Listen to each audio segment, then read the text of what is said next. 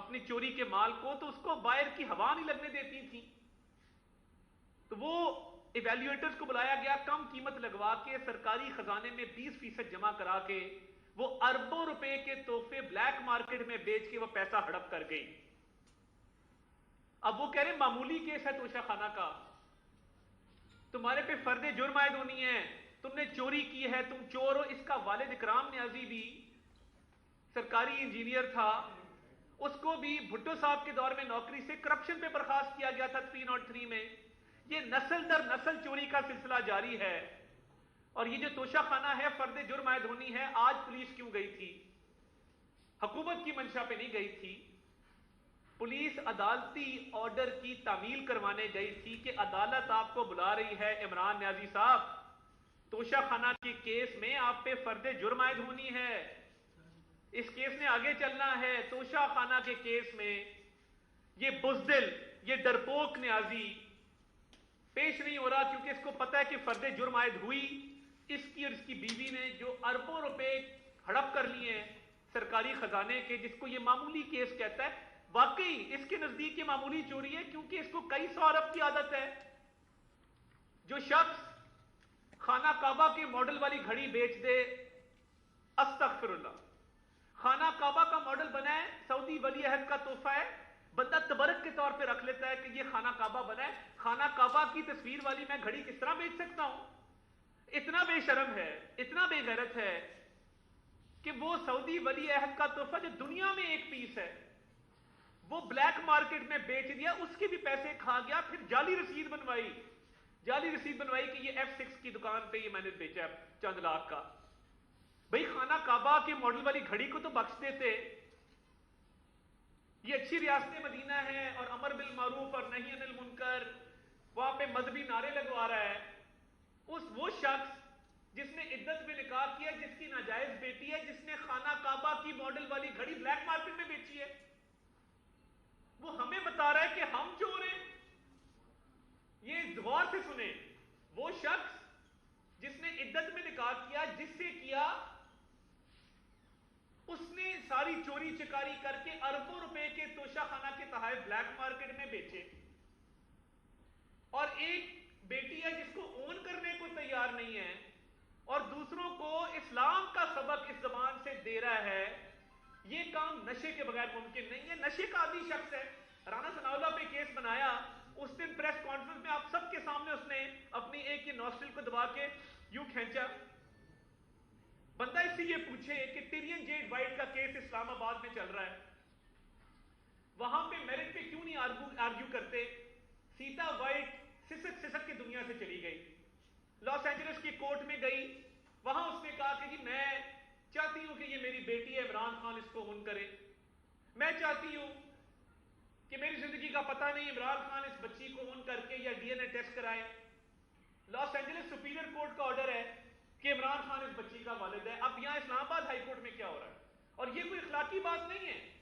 کوئی بھی MNA MPA public office holder کوئی بھی چیز چھپائے, وہ دولت ہو, وہ اثاثے ہوں, وہ اولاد ہو, آپ کی نااہلی ہوتی ہے. ایک وزیر اعظم کو جب بیٹے سے تنخواہ نہ لینے پہ نکالا گیا ہے تو دوسرا جو ہے وہ بیٹی کا جواب دے کورٹ میں, وکیل صاحب کیا کہہ رہے, میرے دانت میں درد ہے, ہفتے کی تاریخ ڈال دیں, میں ملک سے باہر جا رہا ہوں, 2 ہفتے کی تاریخ ڈال دیں. عمران خان اس کیس میں بھرپور کوشش یہ ہے کہ مینٹینیبلٹی پہ, یعنی میرٹ پہ نہیں آرگیو کرنا چاہتا کہ یہ بیٹی ہے کہ نہیں ہے, چھپائی ہے کہ نہیں ہے. پتہ ہے نااہلی ہوگی, پتہ ہے کہ یہاں پہ یہ ذمہ دار ہے, یہ مجرم ہے, وہ وہاں پہ مختلف ہیلے بہانے استعمال کر کے راہ فرار اختیار کی جا رہی ہے کہ یہ کیس مینٹینیبلٹی سے آگے مت چلے, یہ میرٹ پہ کیس نہ سنا جائے. اب جو سہولیات عدلیہ کی طرف سے اس کو فراہم کی جا رہی ہے, اس چوری چکاری, ایک اولاد ہونے کے باوجود جو ڈکلیئرڈ نہیں ہے, یہ کیا باقی سیاستدانوں کو ریاست پاکستان میں میسر ہے؟ فرد جرم ہمارے پہ روزانہ کی بنیادوں پر لگتی تھی, جھوٹے کیسوں میں. یہ اربوں روپے کی چوری کر کے عدالتوں سے بھاگا ہوا ہے, اور جب عدالتی حکم نامے کی تعمیل کروانے کے لیے پولیس جاتی ہے, یہ ایک ڈرپوک چوہے کی طرح بل میں گھس جاتا ہے. آج آپ یقین مانیں, ہمیں اندر سے اطلاعات آئی ہیں, اس نے اپنے آپ کو کمرے میں لاک کر دیا. کمرے میں لاک کر کے کوئی پانی دینے بھی جاتا تھا تو اس کا کہتے ہیں کہ آگے سے آواز آتی ہوئی باقاعدہ اس کا وہ پنجابی میں کہتے ہیں ترا نکل جاتا تھا اگر کوئی نوک بھی کرتا تھا کہ خاصا پانی پی لیں تھوڑا سا.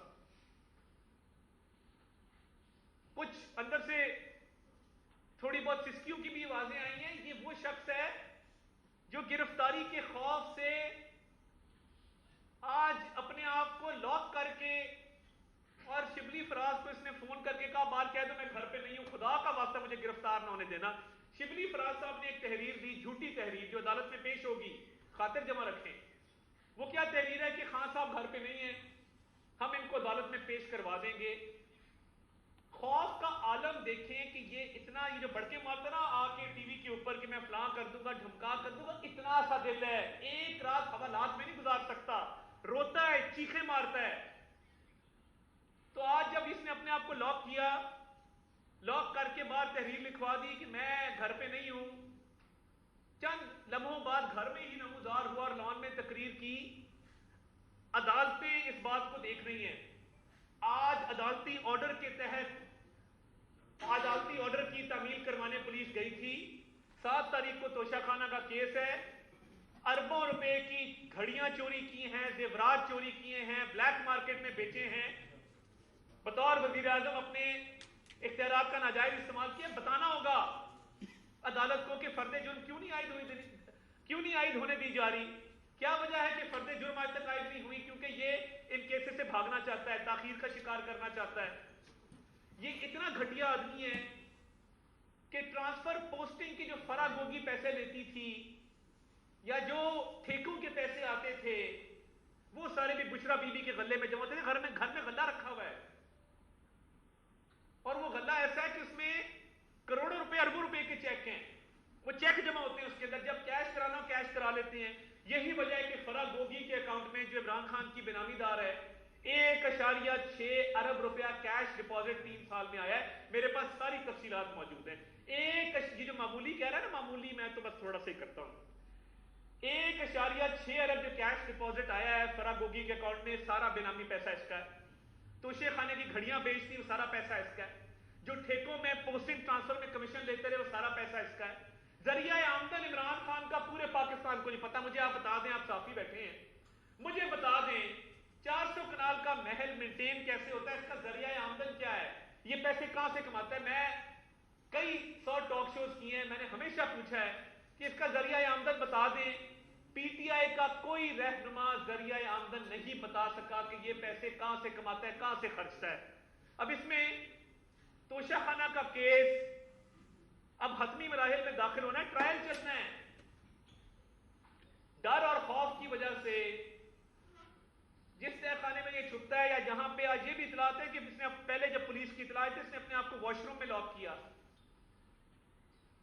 بڑی مشکل کمرے میں آ کے پھر کنڈی لگائی, اور 3-4 لاکس ہیں جو یہ لگاتا ہے.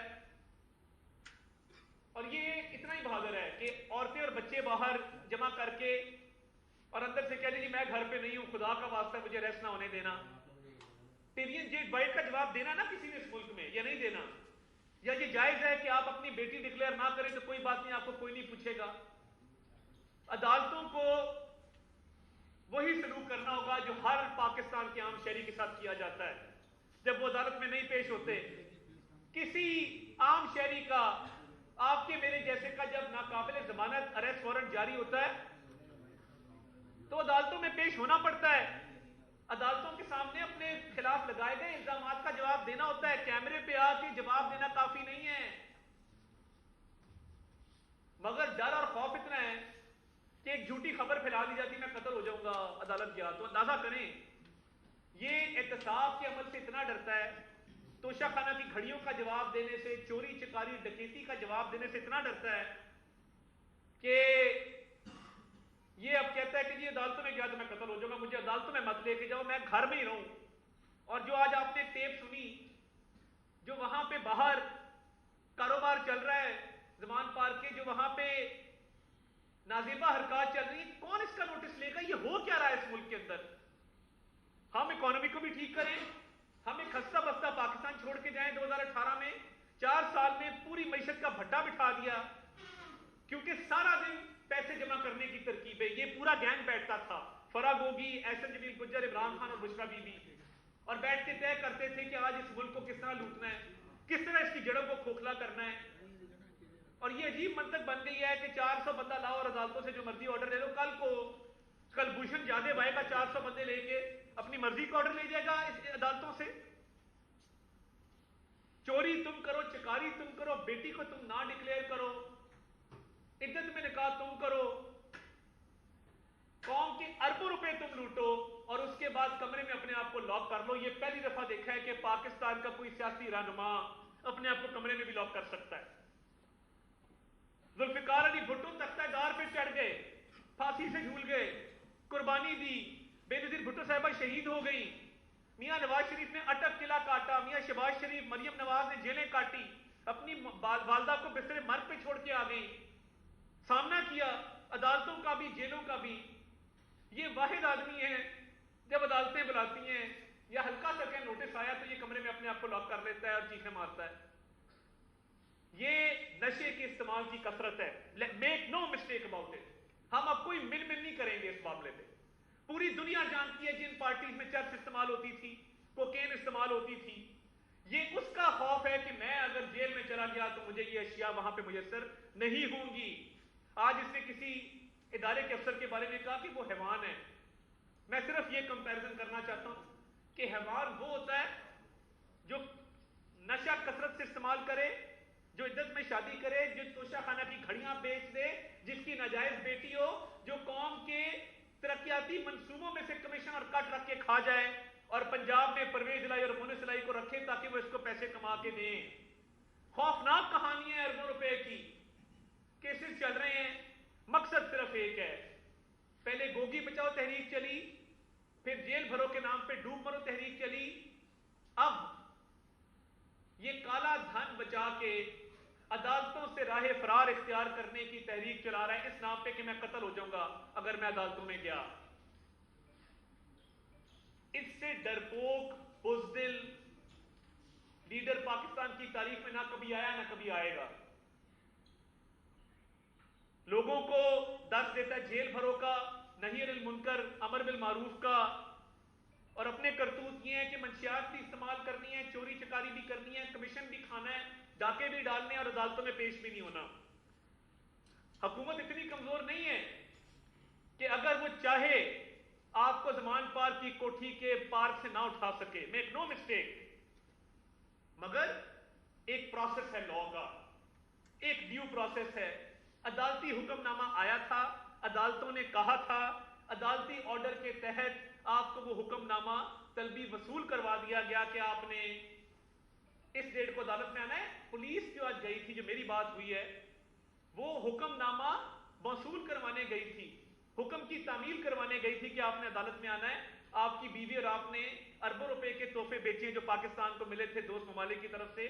آپ نے خانہ کعبہ کی گھڑی بیچی اور پیسے ہڑپ کر گئے ہیں. اس کا جواب دینے آپ نے عدالت میں آنا ہے. تو یہ اس ایک عدالت کے حکم نامے کے ڈر سے اپنے آپ کو کمرے میں لاک کر کے رونا شروع کر دیا. یہ حقیقت ہے اس کی.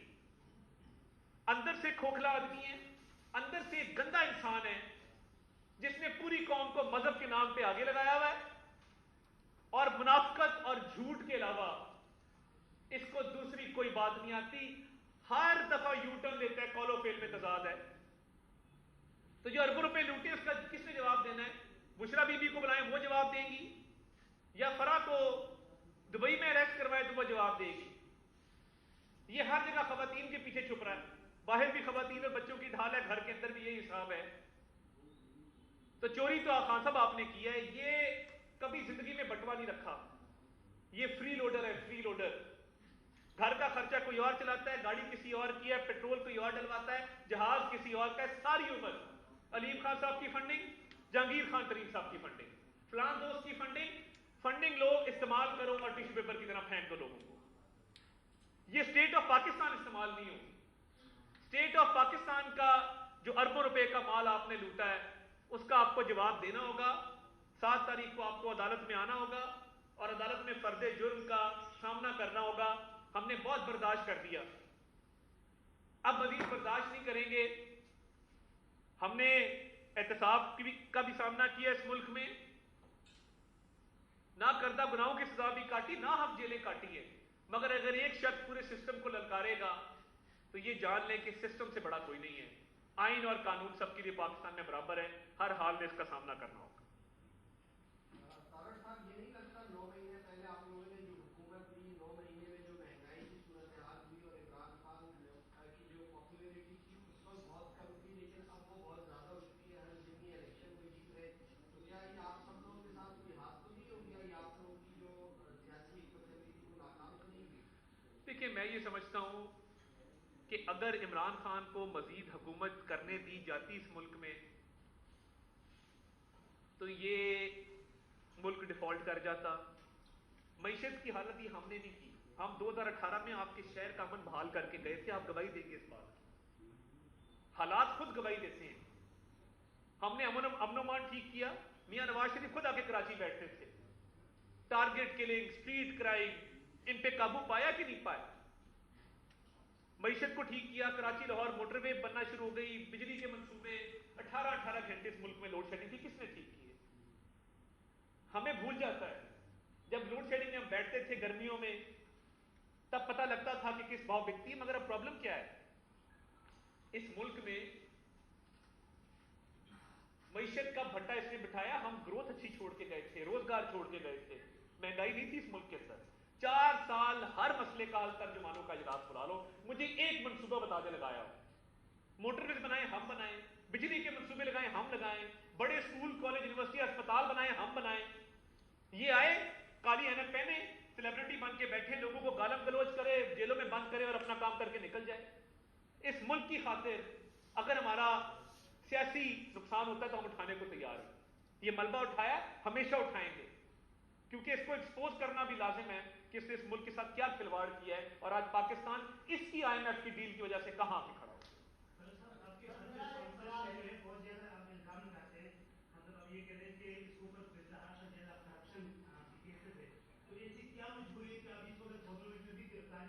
دیکھیں، ہم بالکل یہ نہیں چاہتے، ہر چیز کا ایک پروسیس ہے، پروسیس چلے گا، پروسیس کے تحت گرفتاری ہوگی، پروسیس کے تحت معاملات آگے چلیں گے۔ ہم اس طرح کے لوگ نہیں ہیں کہ کسی کی گاڑی میں منشیات ڈال دیں، کسی کی بیوی بیٹی پہ پرچہ دے کے اس کو بند کر دیں۔ ایک اور بہت بڑی وجہ، عدلیہ کے اندر اس کے سہولت کار موجود ہیں، جس کو ہینڈسم سمجھتے ہیں، جو اس سے آنکھوں کی ٹھنڈک لیتے ہیں، جو سمجھتے ہیں کہ یہ بڑا ہینڈسم ہے، دیکھنے کے لیے بڑا اچھا ہے، ان کو میں کہوں گا آپ اس کو ویسے دیکھ لیا کریں، گوگل کر کے، عدالتوں میں بلا کے اس کو ریلیف اس بات پہ دے دینا کہ وہ ہینڈسم ہے، مجھے یہ بات سمجھ نہیں ہوئی۔ تو یہ کس قسم کا نظام ہے کہ جہاں پہ عدلیہ کے اندر سہولت کار بیٹھے، آپ پہ یا میرے پہ پرچہ ہو، ہم نہ جائیں، آپ دیکھیں ہوتا کیا ہے۔ ایک اور ٹرینڈ ہے نا، جو نہ ملے اس کے بھائی کو اٹھا لیتے ہیں، باپ کو اٹھا لیتے ہیں کہ بیٹے کو فون کرو کہ آئے پیش ہو، گھروں کے اندر ریڈیں کرتے ہیں۔ یہ واحد لاڈلا ہے کہ جس کی بیل بھی مرضی کے ٹائم پہ دی جاتی ہے، جس پہ فرد جرم بھی پوچھ کے عائد ہوتی ہے کہ عالم پناہ کب تشریف لائیں گے آپ پہ فرد جرم عائد کریں۔ اچھا طارق صاحب، ابھی ریسنٹلی 2019 میں 2022 میں سیلاب آیا ہے، 2030 میں کووڈ آیا ہے، معیشت کا بھٹا آپ کہہ رہے ہیں بیٹھ چکا ہے، آپ نہیں سمجھتے کہ پرائیورٹی ایک شخص کے پیچھے گرفتاری کرنا، اس کے پیچھے جو ہے وہ ٹائم اسپینڈ کرنا یا ٹائم ضائع کرنا، ایک ڈیو پروسیس ہے، آپ نے کہا وہ چل رہا ہے، ہو سکتا ہے عدالت اس کو گرفتار کرے، ہو سکتا ہے نہیں کرے، لیکن گورنمنٹ کی اپنی پالیسیز جو ہیں اکانومی سے ریلیٹڈ، فارن پالیسی سے ریلیٹڈ، یا اس کے علاوہ جو ہے وہ سوشل سیکورٹی سے ریلیٹڈ، وہ کیا ہے، کچھ آپ نہیں سمجھتے کہ وہ زیادہ پرائیورٹی ہونی چاہیے؟ وہ بالکل پرائرٹی ہونی چاہیے، ہر طرح سے وہ پرائرٹی ہونی چاہیے، مگر یہ شخص جب تک اپنے گناہوں کی سزا نہیں بھگتے گا یہ پاکستان کو غیر مستحکم کرتا رہے گا۔ جو شخص اپنے منہ سے کہتا ہے کہ میں اقتدار سے نکل آیا ہوں تو میرے خلاف سازش ہوئی ہے، خدا کا خواستہ اگر میں اقتدار میں آیا تو پاکستان کے 3 ٹکڑے ہو جائیں گے، یہ ایک مینٹلی سک آدمی ہے، نشے کی کثرت کی وجہ سے اس کے دماغ کی بالکل خراب ہو چکا ہے۔ آپ مجھے کوئی وزیر اعظم بتا دیں جس نے ایک دن کہا ہو کہ جی یہ باجوے نے سازش کی ہے، پھر کہ جی امریکہ نے کی ہے، پھر کہ نہیں مجھے بھول گیا تھا امریکہ نے نہیں کی، باجوے نے کی ہے، پھر کہ امریکہ نے کی ہے۔ یار آپ پاکستان کے وزیر اعظم رہے ہیں، آپ ایک اور ملک پہ بغیر تحقیق کے الزام لگا کیسے سکتے ہیں؟ مسئلہ کیا ہے؟ وہ لانڈے لپاڑے رکھے ہوئے ہیں کان میں، ابھی تک خاصا امریکہ امریکہ پہ الزام لگا دیں, بڑا پاپولر ہوگا, لوگ گاڑیوں پہ اسٹیکر لگا لیں گے, آپ بہت پاپولر ہو جائیں. لگا دیا, اس کے بعد پیسے دے کے امریکن لابیسٹ فرم ہائر کی کہ میرے امریکہ سے تعلقات بحال کراؤ. یہ بچوں کا کھیل ہے کہ جہاں پہ آپ ایک سپر پاور پہ الزام لگا دیتے ہیں, پھر ایک سپاہی سالار پہ الزام لگا دیتے ہیں, پھر آپ کسی اور پہ الزام لگاتے ہیں. آپ نے کیا کیا اس ملک کے ساتھ؟ کوئی بتا دے نا. مجھے آپ پوچھیں کہ میں کہوں گا میاں نواز شریف نے 6 ایٹمی دھماکے کیے, کراچی کا امن بحال کیا, لاہور کراچی موٹر وے بنائی, بجلی کے اندھیرے دور کیے, فلاں ڈیم بنایا, فلاں کیا فلاں کیا فلاں کیا, پھر اس ختم نہیں ہوگی, رات ہو جائے گی. اس سے پوچھیں نا, اس کے پاس 10 سال خیبر پختونخوا میں حکومت تھی, آج وہاں پہ گلی گلی میں لوگ قتل ہو رہے ہیں, گلی گلی میں دھماکے ہو رہے ہیں. ہم نے ٹھیکہ لیا ہوا ہے, ہم نے پنجاب میں کاؤنٹر ٹیررزم ڈپارٹمنٹ بنایا, وہ بارڈر پار جا کے آپریشن کرتا ہے, باقی ملکوں میں انٹیلیجنس پرووائڈ کرتا ہے, اپنے اداروں کو انٹیلیجنس پرووائڈ کرتا ہے. ہم نے سی ٹی ڈی بنایا. آج پنجاب میں نیشنل ایکشن پلان کے تحت بڑے پرامن حالات ہیں, اللہ تعالیٰ ایسے ہی رکھے, مگر کے پی کے میں بھی ایک سی ٹی ڈی ہے جس کی ہینڈ ہولڈنگ کی گئی. کے پی کے اندر 10 سال پہلے پرویز خٹک جیسا نااہل آدمی, غیر سنجیدہ آدمی, پھر محمود خان جیسا آدمی. مجھے بتا دیں کہ اگر کے پی کے 10 سال میں اس کی قیادت میں پیرس بن گیا ہے تو پھر ہم کوئی اور کام کر رہے تھے, ہمیں اپنی سیاست کرنے کا. مگر یہ تو کوئی بات نہیں ہے نا کہ کام ہم کریں, باتیں بھی ہم سنیں. یہ لاٹ صاحب آئے, اپنی مرضی کے بیانات دیں, 4 بڑکے مارے, 4 گالیاں دیں, 4 اسلامی نعرے لگائیں اور وہ گئے. یہ کب تک چلے گا اس ملک؟ صاحب یہ بتائیے کہ حکومت کا, میں مسلم لیگ کا نہیں کہہ رہا تھا پارٹی کا, شاید مسلم لیگ کا مسئلہ ہے کہ عمران خان صاحب یا پاکستان تحریک انصاف, حکومت کا پرائرٹی یا ایشو کیا ہے, مسئلہ کیا ہے, عمران خان ہے یا اکانومی ہے؟ آپ کی اکانومی اگر یہ مسئلہ نہیں ہے تو ڈیلی بیسس کے اوپر 2-3 پریس کانفرنس کر رہے ہیں آپ اس بات کے جواب میں. اب اکانومی کا جو مسئلہ اس کے اوپر دھیان کیوں نہیں نہیں دیتے؟ دیکھیں نا, اگر یہ مسئلہ سنگل مسئلہ ہے حل کر سکتے تو حل کر دینا ہے. دیکھیں میں آپ کو کہوں آپ بیٹ رپورٹر ہیں, میں کہوں کہ آپ چینل کے ایم ڈی کا کام کرنا شروع کر دیں, یا چینل کے ایم ڈی کو کہوں وہ بیٹ رپورٹر بن جائے, بیٹ کورٹ رپورٹر کو کہیں وہ سیاسی بیٹ کور کرنا شروع کر دے, سیاسی بیٹ والا کورٹ والی بیٹ کور کرنا شروع کر دے. ڈار صاحب کام کر رہے ہیں, ایک معاشی ٹیم پوری موجود ہے جس میں طارق پاشا صاحب ہیں, طارق باجوہ صاحب ہیں, فارمر سکسٹر اسٹیٹ بینک, عائشہ غوث پاشا صاحب ہیں. اب اگر انٹیریئر نے بھی اکانومی کا کام کرنا ہے تو پھر اس کا فائدہ کوئی نہیں ہے. یہ نہیں ہوتا کہ پوری حکومت سنگل ٹریک مائنڈ ایک کام کے پیچھے لگ جاتی ہے. ہر کسی کا اپنا اپنا کام ہے, ہر کوئی اپنا اپنا کام کر رہا ہے. بہت شکریہ جی.